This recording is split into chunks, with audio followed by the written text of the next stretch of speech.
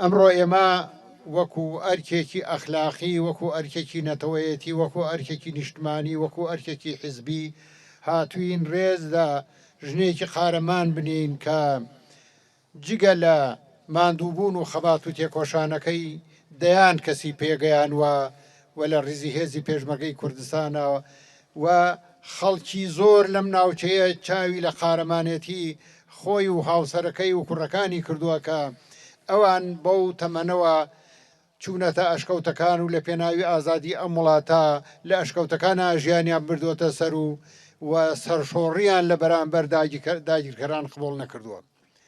بۆیە لە دەستدانی ئەو قارەمانانە کە خۆتانزان لەم ڕۆژانە وردەوردا ئەو تێکۆشەرانە بەهۆی تەمەنەوە بەجێمان دێڵن و کۆچی دوایی یەکەن و ئەچنە بەردەم خوای پەروەردگار. بەڵام لەم کاتە بەداخەوە میلەتەکەیشمان لە ئەزمەیەکی زۆر ناخۆشایە. دایکمان خوا لێی خۆش بێت دایکی هەمووتان بووە. هەر لە ڕاستیدا فەرقی ئێمە و هیچ کەسێکی تری نەکرد.